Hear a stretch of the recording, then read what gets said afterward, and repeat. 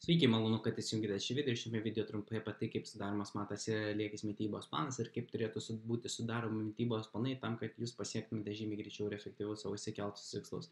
Tai tarkime, yra kelios paslaugos. Yra mantas mitybos, individualus mitybos planas. Tai, pavyzdžiui, individualus mitybos planas yra sudaromas 7 dienoms pagal atsiuntą ir išpildytą klausimyną. Tai reiškia, klausimynė yra vėlgi paklausimai jūsų bazinė informacija apie jūs, tai ten vėlgi koks ten ūgis, amžius ir taip toliau, tam, kad būtų galima nustatyti jūsų medžiagų apykaitos greitį, hipotetiškai, nes vėlgi mes tiksliai nežinome, ką jūs kaip ir dabar valgote, ir mes nežinome, kiek jūs kalorijus valgote, jūs tiesiog norite įsigyti tą individualų mitybos planą, kurio pagalba mes negalime tiksliai nustatyti, koks yra jūsų medžiagų apykaitos greitis. Ir tada mes jau analizuojame kitą informaciją, tai kiek ten tų valgio norite suvalgyti, kokį maistą norite valgyti, kokio nenorite, kokia yra ta dienotvarkė, kokius papildus gerti ir ten dar papildomą visą informaciją. Ir kai mes surinkame šią informaciją, mes tada galime sudaryti tą individualesnį mitybos planą tam, kad vėlgi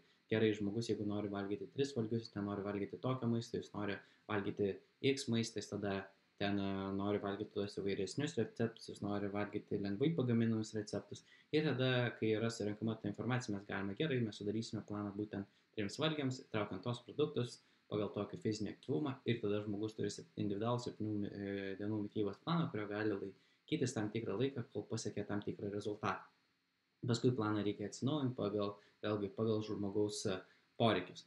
Tada yra kitas variantas, individualus bendravimas, kurio metu mes galime dar labiau išsiaiškinti žmogaus individualesnę situaciją ir pagal tai žmogų išmokinti susidaryti mitybos planą, kad jis pats galėtų visą laiką kontroliuoti savo mitybą ir valgyti pagal tai, kad turi šaldytuve ir jis nebūtų priklausomas nuo kažkokio specialisto.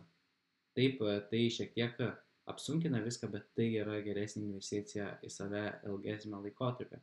Tas procesas irgi yra labai panašus, vėlgi yra sužinome visą tą bazinę informaciją apie žmogų ir tada žmogus veda savo mitybos dienoraštį, stebi, ką jis kaip valgo ir paskui pagal tai jau galima sakyti žmogui, šituos dalykus žmogus daro nelabai teisingai savo mitybos planavimą, tą ir tą reikia dalyką pakeisti, tą ir tą reikia į mitybos racioną įtraukti, kad būtų spręstos tos ar tos problemos ir tada jau vėlgi duodami individualūs patarimai pagal žmogaus individualią situaciją, jeigu ten žmogus susiduria kažkokiamis virškinimo problemomis, ar ten yra tas didesnis rūgštingumas, ar ten padidėjęs cholesterolis, ar ten reikia suvalgyti daugiau maisto, pagal tai yra duodamas kitos gairės. Ir jeigu žmogus keičia savo mitybos racioną po truputį, jis gali įvykdyti ilgesnius naujus mitybos planavimo ir gyvenimo įpročius tam, kad jie išliktų visą gyvenimą.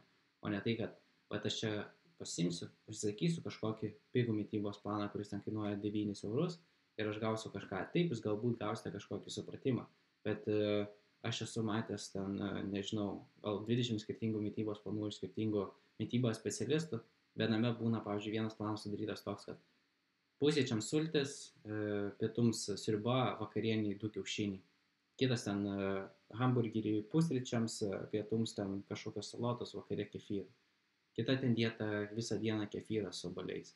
Dar kita dieta nenurodyta kiek kalorijų, nenurodyta kiek maistinių medžiagų, suvalgyti nenurodyta maisto gamyba, būna tik surašyta ten 10 gramų kruopų, 5 kiaušiniai, vištiena 100 gramų ir ten 50 gramų ryžių.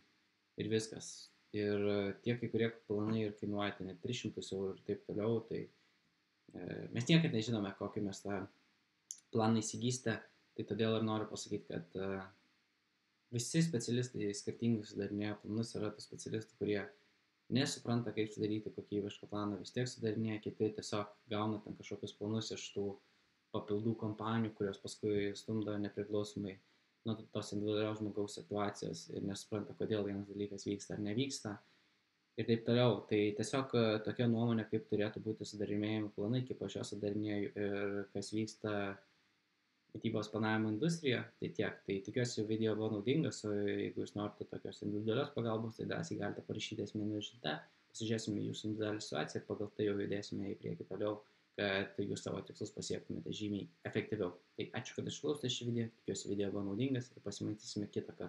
Eik greitą, mėlyjeji.